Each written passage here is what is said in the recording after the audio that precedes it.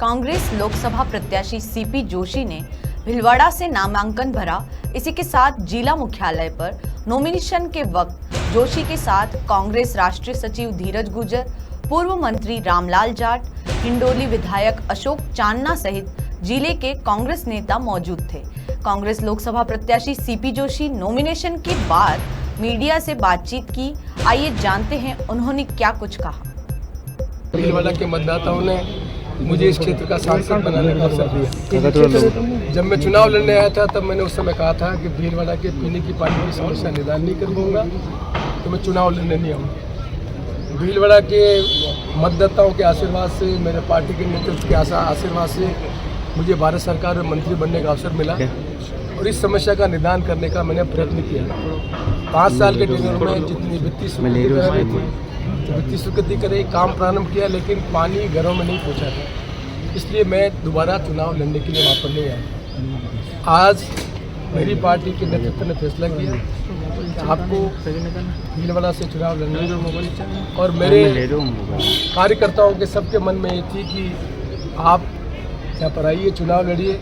कांग्रेस के पार्टी के उम्मीदवार के रूप में हम सबकी इच्छा है कि आप भीलवाड़ा के चुनाव लड़ें, और इसीलिए मैंने यहाँ पर आकर निर्णय लिया कि जब मेरा पहले वाला वादा था कि जब मैं पीने की पानी की व्यवस्था कर दूंगा तब चुनाव लड़ूंगा, ये अवसर मिला और इस अवसर के कारण मैं उम्मीदवार के रूप में यहाँ पर चुनाव लड़ने मैं ऐसा महसूस करता हूँ।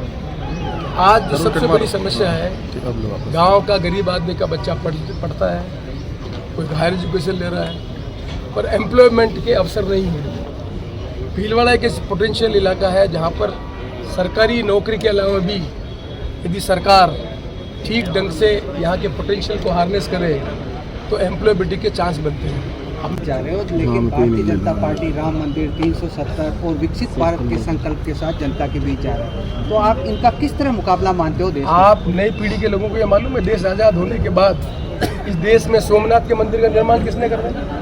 कौन देश पार्टी के नेतृत्व करने वाले? क्या राजेंद्र प्रसाद ही देश के राष्ट्रपति नहीं थे? क्या सोमनाथ जी का मंदिर उन्होंने निर्माण नहीं किया?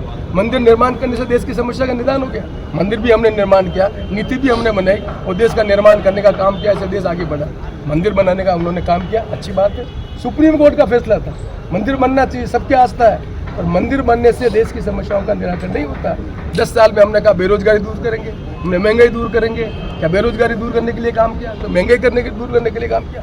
इसलिए धर्म और आस्था व्यक्तिगत निष्ठा का सवाल होता है। देश को निर्माण करने का काम नीति के आधार पर होता है, वो नीति निर्माण का काम हर पार्टी को करना चाहिए। राजनीतिक पार्टियों को अलग अलग विचारधारा होती है, नीति भी होती है, उसी से प्रभावित होकर लोग वोट देते हैं और उनको अवसर मिलता है। तो नीति के आधार पर देश का निर्माण करना चाहिए।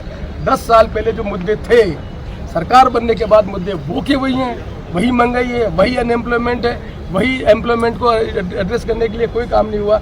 इसलिए मैं समझता हूँ कि इस देश के नौजवान पीढ़ी के लोगों को समझने की आवश्यकता है। देश आज़ाद होने के बाद भी कांग्रेस पार्टी का नेतृत्व संसदीय लोकतंत्र को मजबूत नहीं करता, नीति बनाकर देश का निर्माण नहीं करता, तो दुनिया में आज ताकतवर देश बनकर उभरा है वो 2014 में नहीं बना। 1947 से लगाकर 2014 तक कांग्रेस पार्टी के नेतृत्व ने नीतियाँ बनाकर जो काम किया, तब हम दुनिया में आज ताकतवर देश बनकर उभरे हैं। इसलिए मैं समझता हूँ कि इस संदर्भ में समस्याओं के बारे में जनता को जागरूक करना जरूरी है।